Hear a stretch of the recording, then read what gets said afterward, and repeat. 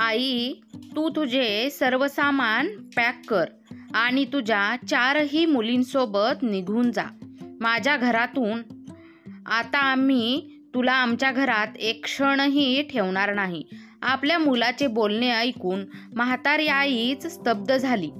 डोळ्यात पाणी आणून ती म्हातारी आई आपल्या मुलाला म्हणाली, बाळा, मी माझ्या 4 मुलींना घेऊन कुठे जाणार? तू आमचा एकमात्र सहारा आहेस, माझा आधार आहेस. तुझ्याशिवाय आमचे या जगात दुसरे कोणी नाही. जर तुम्ही मला माझ्या मुलींना घराबाहेर काढलेत तर आम्ही कुठे जाणार, कुठे राहणार, काय खाणार आणि मुलींचे लग्न कसे करणार? रुक्मिणीजी यांचे बोलणे ऐकून त्यांची सून रागातच म्हणाली, आम्ही तुमचा आणि तुमच्या मुलींचा ठेकाणाही घेतला आहे. तुमच्यासारख्या गावंढळ लोकांना माझ्याजवळ ठेवून मला किती अपमान सहन करावा लागतो हे मलाच माहीत आहे. पण आता नाही. मी हायफाय सोसायटीत राहते आणि माझ्या सर्व मैत्रिणीही हायफाय सोसायटीतच राहतात. तुमच्यामुळे मी माझ्या मैत्रिणींना माझ्या घरी बोलवूही शकत नाही. तुम्हा लोकांना पाहून ते लोकही माझ्यावर हसतील, म्हणून आत्ताच्या आत्ता माझ्या घरातून चालते व्हा. बाळा, तुझे एवढे मोठे घर आहे तरीही त्यात मला मागची एक छोटीशी खोली दिली आहे. असेही मी किंवा माझ्या मुली तुमच्या एवढ्या मोठ्या घरात येतही नाहीत. तुम्ही लोक जसे सांगतात तसे आम्ही राहतो आणि तरीही तुम्ही आम्हाला घराबाहेर काढत आहात.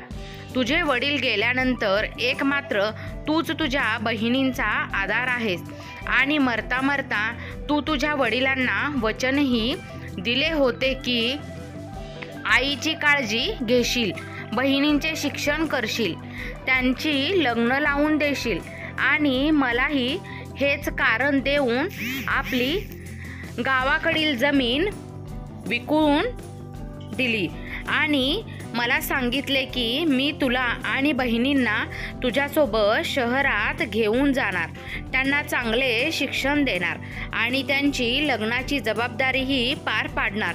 याच कारणामुळे मी गावची जमीन आणि घर दोन्हीही विकून टाकले होते की वडील गेल्यानंतर त्यांचा मोठा भाऊ त्याच्या बहिणीची जबाबदारी घ्यायला तयार आहे. पण तू तुझ्या सर्व जबाबदारीमधून आता माघार घेत आहेस. आता आम्ही गावी देखील जाऊ शकत नाही. आता गावी जाऊन करणार तरी काय? ना तिथे घर आहे ना जमीन. तेवढ्यातच सूनबाई त्यांच्या खोलीतून एका बॅगेत सर्व कपडे पॅक करून दरवाजाच्या बाहेर फेकत म्हणते की राहुल, जर आता तुमची आई या घरात एक दिवसही तिच्या मुलीसोबत थांबली तर मी हे घर सोडून माझ्या माहेरी निघून जाईल. मी तुमच्याशी यासाठी लग्न नव्हतं केलं की तुमच्या 4 बहिणींना आणि तुमच्या म्हाताऱ्या आईला माझ्यासोबत ठेवू आणि जर तुम्हाला तुमच्या आई बहिणींना तुमच्यासोबत ठेवायचे असेल तर मी चालली माझ्या माहेरी आणि माझ्या वडिलांना सांगेन की तुमच्या जावयाच्या ऐवजी तुम्ही दुसरे कुणालाही बिझनेस पार्टनर बनवून घ्या. ही गोष्ट ऐकून राहुल घाबरतो आणि म्हणतो की नाही नाही डार्लिंग, अशी कशी तू माहेरी जाशील? मी तुला कुठेही जाऊ देणार नाही. जर तू या घरातून निघून गेलीस तर माझं कसं होईल? राहुललाही ही गोष्ट चांगल्या प्रकारे माहीत होती की आज तो मयुरीच्या वडिलांमुळेच इतक्या मोठ्या बंगल्यात राहत होता. आज तो त्यांचा बिझनेस पार्टनर आहे. त्याच्याकडे मोठ्या मोठ्या गाड्या आहेत.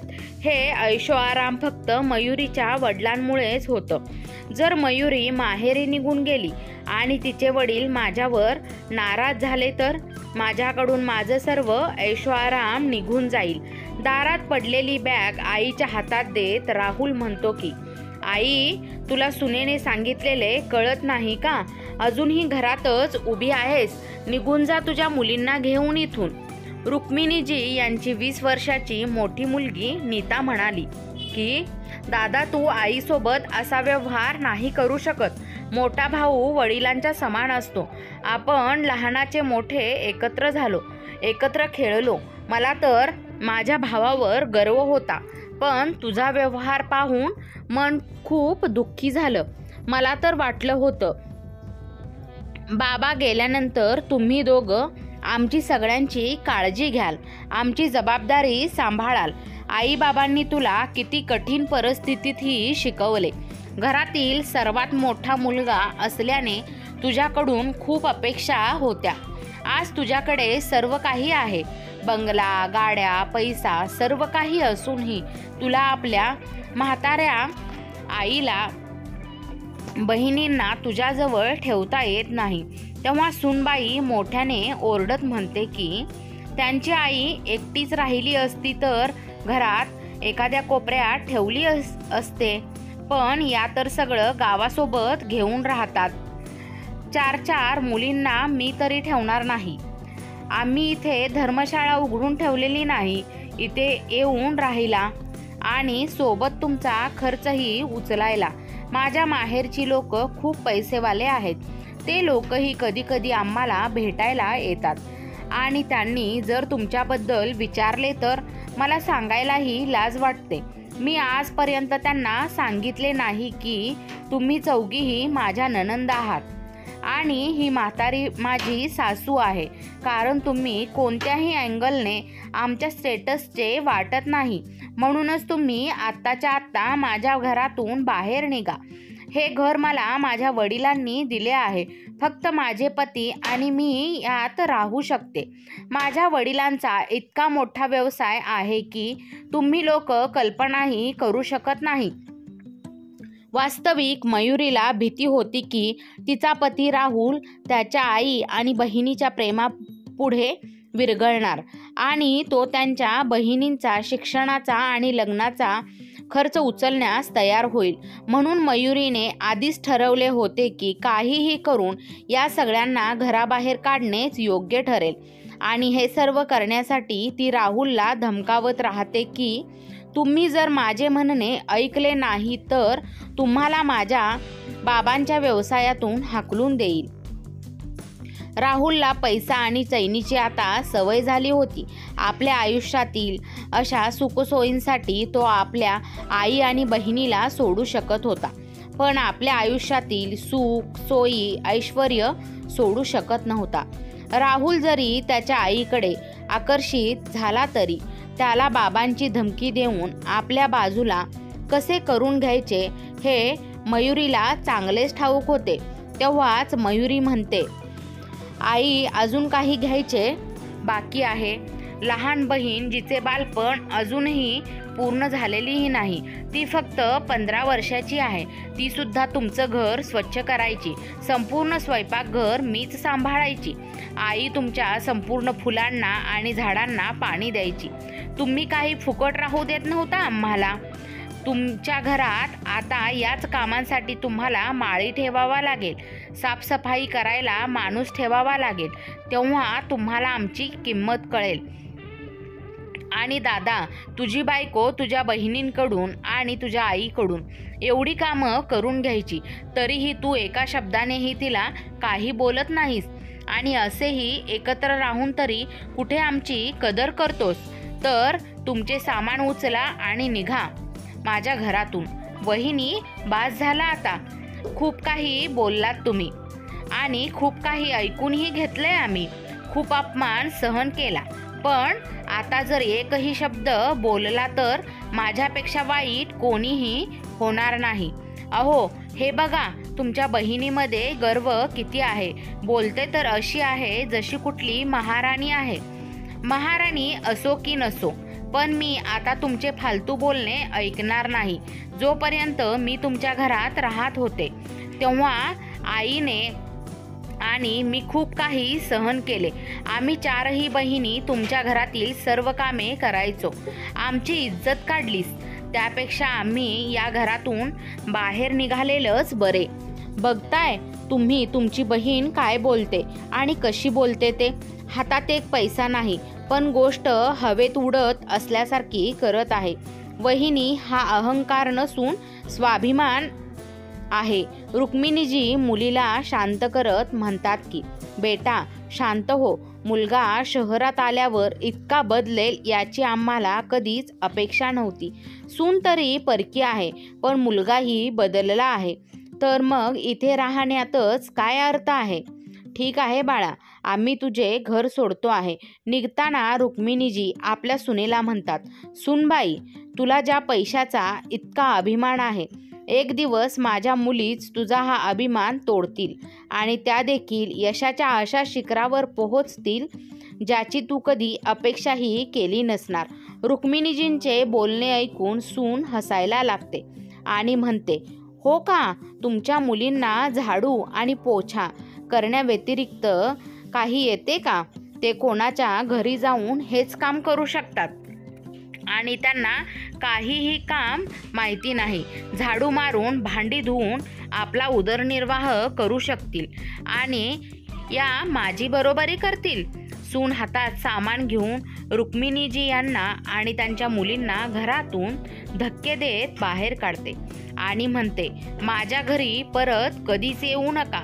मुलगाही शांतपणे खाली मान घालून आत निघून गेला. रुक्मिणीजी आणि त्यांच्या मुलींसाठीही खूप वाईट वेळ होती. सगळ्यात जास्त दुःख या गोष्टीचं होतं की हे सर्व काही मुलाच्या डोळ्यासमोर होत असताना तो गप्प राहून बघत होता.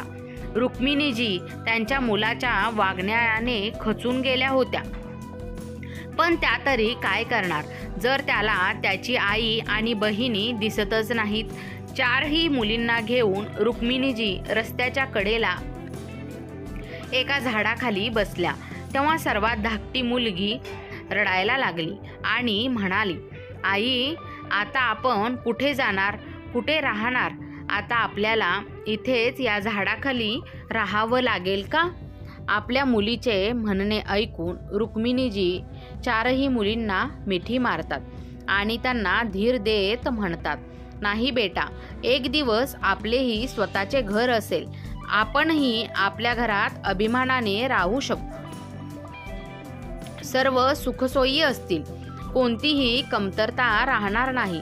आम्हाला फक्त काही दिवस कठीण परिस्थितीत काढावे लागतील. हे दिवस आपल्याला पार पाडावे लागतील आणि प्रत्येकाच्या जीवनात सुखदुःख चालूच असते. सध्या आपली वेळ चांगली सुरू नाही. देवही आपली परीक्षा घेत आहे. तेव्हा 6 महिन्यापूर्वी तुझे वडील आपल्याला सोडून गेले आणि आता तुझ्या भावानेही आपल्याला सोडून दिले. पण हेही दिवस निघून जातील. एक दिवस आपलीही वेळ येईल. अशा प्रकारे रुक्मिणीजी आपल्या मुलींना धैर्य देत होत्या. रुक्मिणीजींच्या धाडसामुळेच त्यांची मोठी मुलगी नीताही खूप धैर्यवान आहे. संध्याकाळ होता होता सर्वांना भूक लागली. आई, मला तर इथे आजूबाजूला काहीही दिसत नाही. जेव्हापासून भाऊ आपल्याला शहरात घेऊन आला आहे तेव्हापासून भावाने आपल्याला बाहेर कुठेही नेले नाही. त्यामुळे शहर काही ओळखीचे नव्हते. जवळच मंदिराच्या घंटेचा आवाज येत आहे. चला तिकडे जाऊया, कदाचित तिथं काहीतरी खायला मिळेल. रुक्मिणीजी आपल्या मुलींसह मंदिराकडे चालत गेल्या. तिथे जाऊन पाहिले तर देवाच्या कृपेने मंदिरात भंडारा आयोजित केला होता. रुक्मिणीजी मुलींसोबत प्रसाद खातात आणि देवाला लाख लाख आभार मानतात की आज मला विश्वास बसला की तू कुणालाही उपाशीपोटी झोपू देत नाहीस. 1-2 दिवस रुक्मिणीजी मंदिरात प्रसाद खाऊनच दिवस घालवतात. पण मग त्या आपल्या मुलींना सांगतात की आपण असे जास्त दिवस राहू शकत नाही. आपण काहीतरी केले पाहिजे. आपल्यासाठी काहीतरी काम शोधावेच लागेल. तरच आपण पैसे कमवू शकू आणि स्वतःसाठी घरही मिळवू शकू. आणि केवळ कठोर परिश्रमाने 2 वेळचे जेवण जेवायला मिळेल. पण आई, आपल्या हातात एकही पैसाही नाही आणि पैशाशिवाय आपण काहीही करू शकणार नाही. तेव्हा रुक्मिणीजी त्यांच्या कानातले छोटे झुमके काढून नीताला देत म्हणतात की बेटा, आपण हे सोन्याचे झुमके विकू. खरं तर मला हे झुमके विकावे असे वाटत नाही, कारण तुझ्या वडिलांनी ते मला मोठ्या मनाने दिले होते. पण काय करणार, माझ्यासाठी माझ्या मुलींपेक्षा काहीही महत्त्वाचे पण नाही. आपण त्यांना कुठे विकू हेही आपल्याला माहीत नाही. तेवढ्यात त्यांना एक सेठ मंदिराच्या पायऱ्या उतरताना दिसते. रुक्मिणीजी त्यांच्याकडे जातात आणि हात जोडून म्हणतात की, साहेब, तुम्ही मला खूप श्रीमंत व्यक्ती दिसत आहात. मला पैशांची खूप गरज आहे. तुम्ही माझे सोन्याचे झुमके विकत घेणार का? हे अगदी खरे सोन्याचे आहेत. तुम्हाला हवे असल्यास तुम्ही देखील तपासू शकता आणि त्या बदल्यात मला योग्य ती किंमत द्या. मला पैशांची खूप गरज आहे. शेठ आणि शेठाणी अतिशय प्रेमळ स्वभावाचे होते. त्यांनी विचारले की, तुम्ही हे झुमके का विकत आहात? तेव्हा रुक्मिणीजी म्हणाल्या की, आमची काही मजबुरी आहे साहेब, 4 मुलींची जबाबदारी आहे, म्हणूनच विकावे लागत आहे. असे म्हणून रुक्मिणीजींचे डोळे भरून आले. सेठ आणि सेठानीने विचारले, कुठे आहेत तुमच्या मुली? कुठून आला आहात तुम्ही? तेव्हा रुक्मिणीजी यांनी आपल्या पायऱ्यावर बसलेल्या 4ही मुलींच्याकडे बोट दाखवले.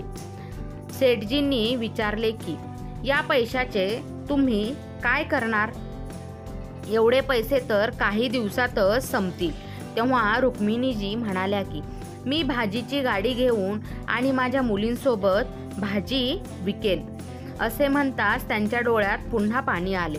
सेठ आणि शेठाणीने रुक्मिणीजींची असहाय्यता चांगली समजून घेतली होती. बिचारी 4 मुलींना घेऊन कुठे जाणार?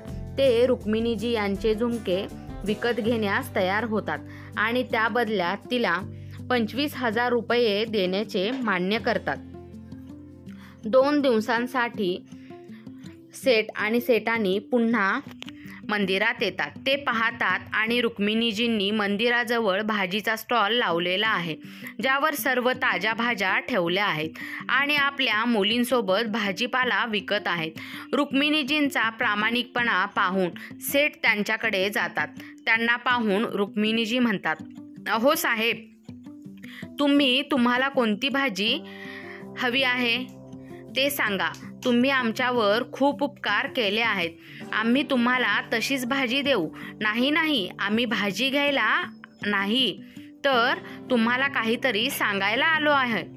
तुमची हरकत नसेल तर तुम्ही तुमच्या मुलींसोबत आमच्या घरी येऊन राहू शकता का? खरं तर आम्ही दोघेच नवरा बायको खूप मोठ्या घरात एकटेच राहतो. तुमची हरकत नसेल तर तुम्ही तुमच्या मुलींसोबत आमच्या घरी येऊन राहू शकता का? खरं तर आम्ही दोघेच नवरा बायको खूप मोठ्या घरात एकटेच राहतो. आम्हाला मुलं नाहीत. लग्नाला 50 वर्षे झाली. रिकामे घर कापण्यासाठी धावतो. घरात पैशांची कमतरता नाही, पण घरात आपलं असं बोलण्यासाठी कोणीच नाही. तुम्हाला माझी गरज आहे आणि मला तुमच्यासारख्या प्रामाणिक लोक आमच्या घरी येऊन राहिले तर आम्हालाही आवडेल. तेव्हा रुक्मिणीजी म्हणाल्या, साहेब, मी कोणतेही काम न करता फुकटात तुमच्या घरात येऊन राहू शकत नाही. जर तुमच्या घरी काही काम असतील आणि त्या कामाच्या बदल्यात तुम्ही मला पैसे देणार असेल तर मी तुमच्या घरी येईन आणि राहीन. हे ऐकून सेठानी खुश झाले. खरंच रुक्मिणीजी आणि त्यांच्या मुली खूप प्रामाणिक आणि स्वाभिमानी आहेत. त्यांना मोफत अन्न आणि निवारा मिळत होता, पण त्यांनी ते स्वीकारलं नाही. माझे घर खूप मोठे आहे आणि खूप कामही आहेत. माझ्या स्वयंपाकी देखील त्याची नोकरी सोडून गेला आहे. माझ्या पत्नीला स्वयंपाक करताना खूप त्रास होतो. जर तुम्हाला स्वयंपाक आणि साफसफाई कशी करायची हे माहीत असेल तर तुम्ही माझ्या घरी येऊन राहू शकता. खूप विचार केल्यानंतर रुक्मिणीजी आपल्या मुलींसोबत सल्ला घेतात. तेव्हा त्यांची मोठी मुलगी नीता ठरवते की, आई, आम्हाला काम मिळते, तसंच राहायला छतही मिळते, म्हणून आपल्याला शेठजी यांच्या घरी जायला हरकत नाही. आपण तिथे राहून कामही करू आणि त्या बदल्यात आपल्याला पैसेही मिळतील. तेव्हा रुक्मिणीजी देखील सहमतीने सेठजी यांना सांगतात की ठीक आहे शेठजी, आज नाही पण उद्यापासून आम्ही तुमच्या घरी येऊ. कुठे यायचे आहे ते तुम्ही सांगा. तेव्हा सेठजी म्हणाले की ठीक आहे, उद्या आम्ही स्वतः तुम्हाला घ्यायला येऊ, आम्हाला इथेच भेटा. असे सांगून सेठ आणि सेठानी त्यांच्या घरी निघून गेले. तेवढ्यात रुक्मिणीजींची सून आणि मुलगा तिथे मंदिरात येतात. रुक्मिणीजी त्यांच्या 4 मुलींसोबत भाजीचा स्टॉल लावलेला पाहतात. आधी तर त्यांची सून त्यांच्यावर जोरजोरात हसते. मग ती म्हणते की मी म्हणाली होती की तुमची मायलेकीची हीच ऐपत आहे. वाटलं होतं की तुम्ही कोणाच्या तरी घरी झाडू किंवा भांडी करत असणार, पण तुम्ही रस्त्यावर भाजी विकणार ही अशी आशाही नव्हती. बरं झालं मी माझ्या कोणत्याही मैत्रिणींशी आणि सोसायटीतील सदस्यांची तुमची ओळख करून दिली नाही, नाहीतर त्या लोकांना काय वाटलं असतं. आणि तुम्हाला हेच शहर मिळाले का भाजी विकायला? माझा काहीतरी विचार करायला हवा होता. सुनबाई, आज जर मला भाजीपाला विकावा लागला तर त्याला तुम्ही दोघे जबाबदार आहात, कारण तुमच्या दोघांच्या विनंतीवरून मी गावची जमीन आणि घर विकले होते. पण शहरात आल्यावर मुलगा इतका स्वार्थी होईल याची अपेक्षाही कधी केली नव्हती. गावात घर आणि जमीन असती तर आम्ही तिकडेच परत गेलो असतो, पण तुम्ही दोघांनी आम्हाला कुठलेच सोडले नाही. तुम्ही लोकांनी आमच्याकडून सर्व काही काढून घेतले आणि नंतर आम्हाला घराबाहेर हाकलून दिले. पण एक दिवस आमची ही वेळ नक्कीच बदलेल.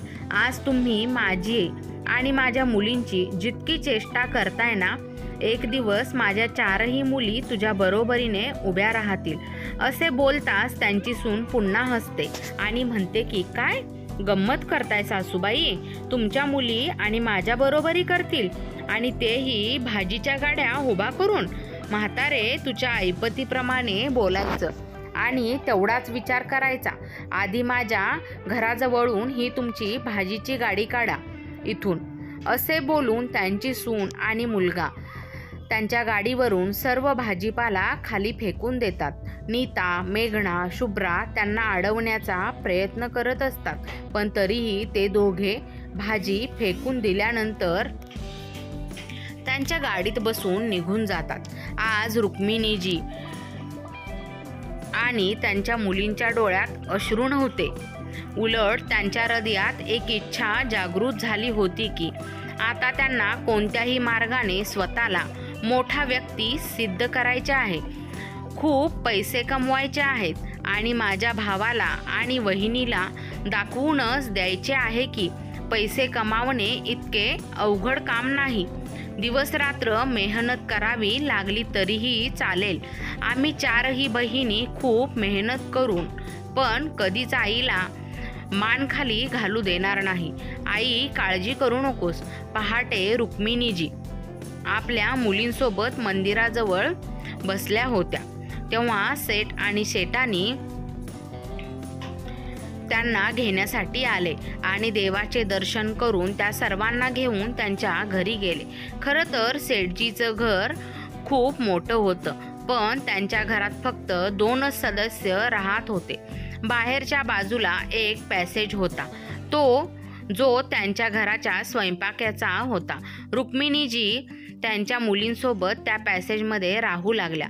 एके दिवशी सेठानी पाहतात की रुक्मिणीजींच्या 2 मोठ्या मुली घरातील सर्व कामे उरकून जुन्या फाटलेल्या पुस्तकांमधून काहीतरी वाचण्याचा प्रयत्न करत होत्या. काय वाचतेस बेटा?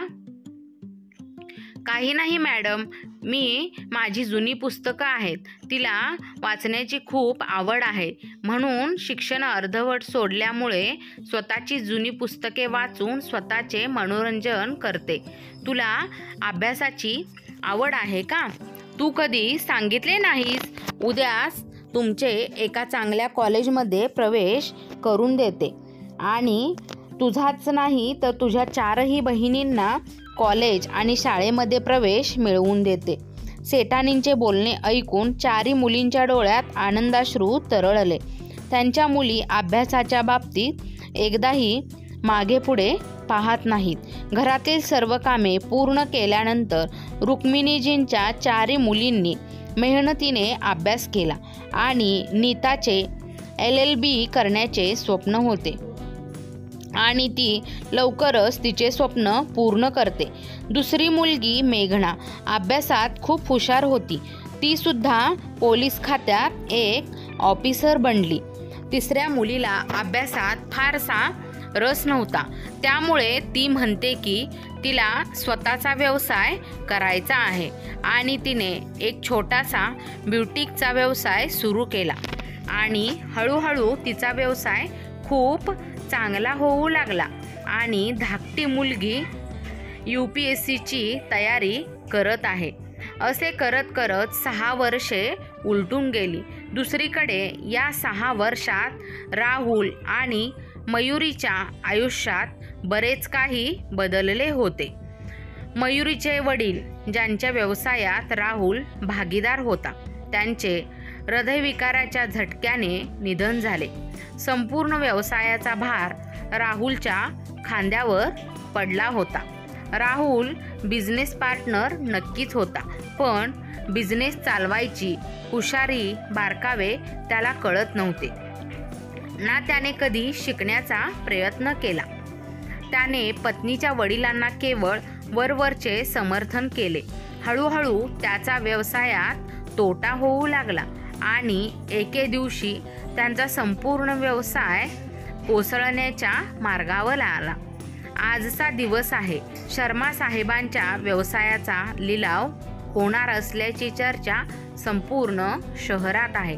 कोट्यवधी रुपयांची बोली लावणाऱ्यांना त्यांची बोली लावण्यासाठी ठराविक वेळ निश्चित करण्यात आली होती. शहरात एक खूप मोठा हॉल आहे जिथे राहुल आणि मयुरी बसले आहेत.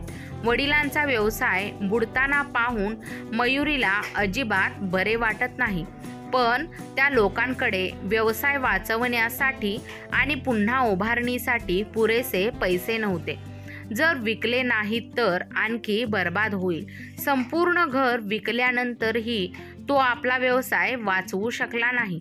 व्यवसाय वाचवण्यासाठी राहुलला घरही विकावे लागले. सर्व दागिने गहाण झाले होते, पण तरीही व्यवसाय वाचवू शकला नाही. शेवटी दोघेही एका छोट्याशा खोलीत राहत होते. संपूर्ण सभागृह माणसांनी खचाखच भरले होते.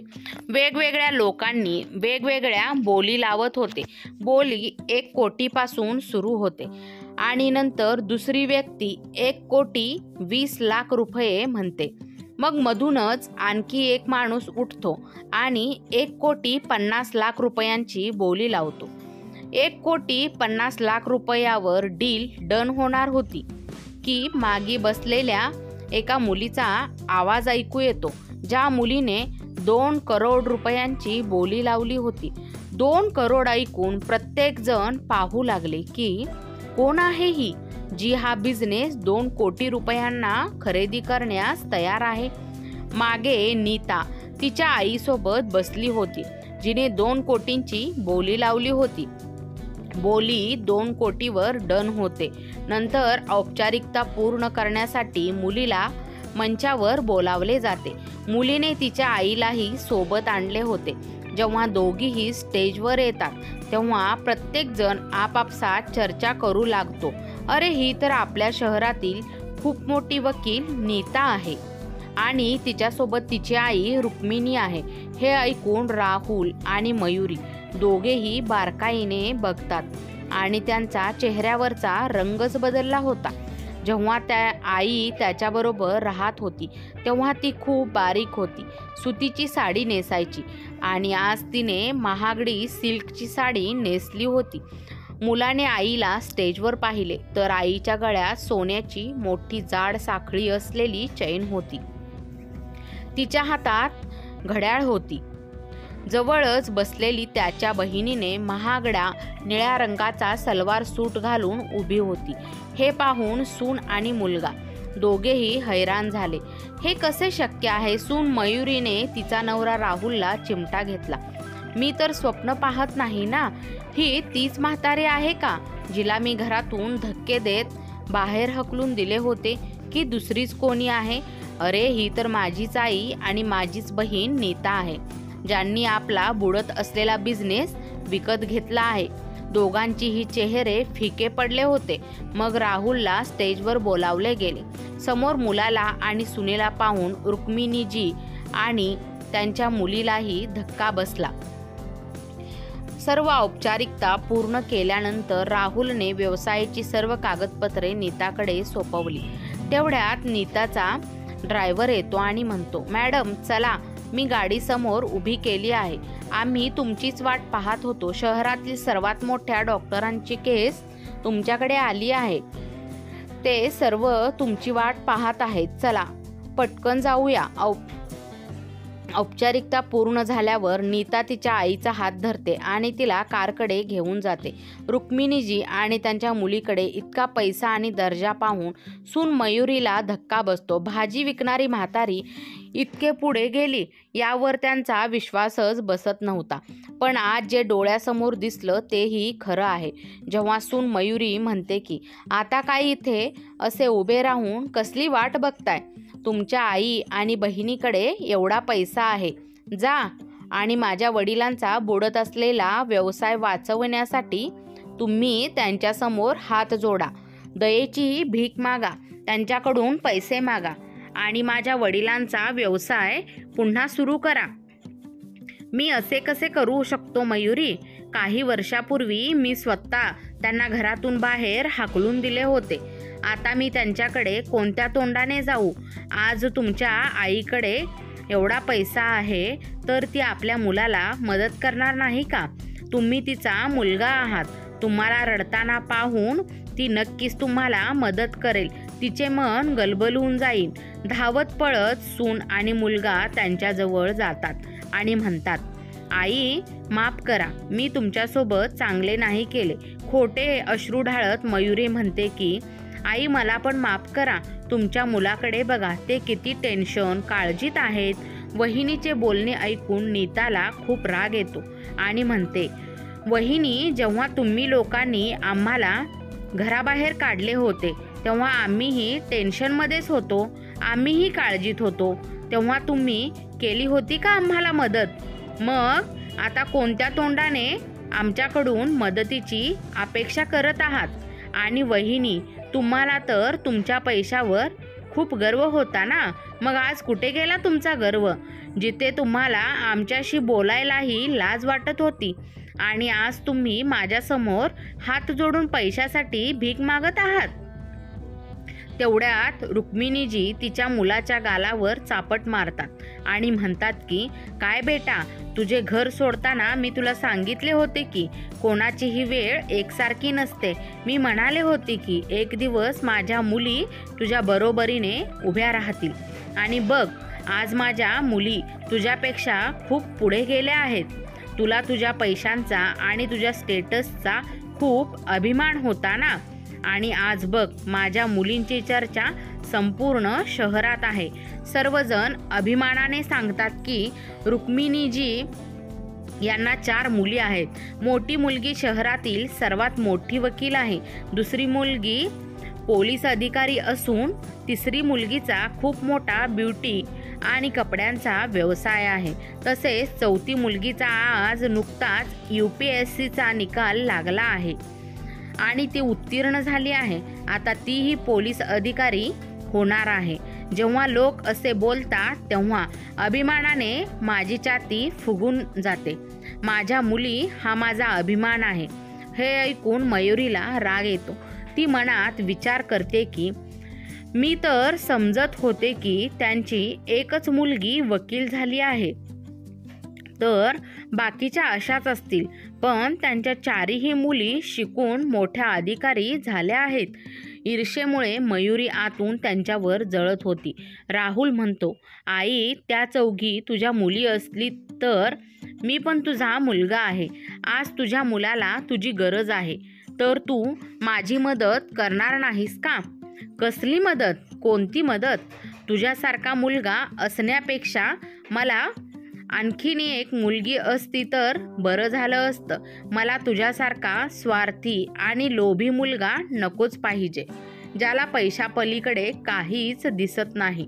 ना त्याची आई ना त्याच्या बहिणी, फक्त आपल्या बायकोच्या सांगण्यावरून चालतो.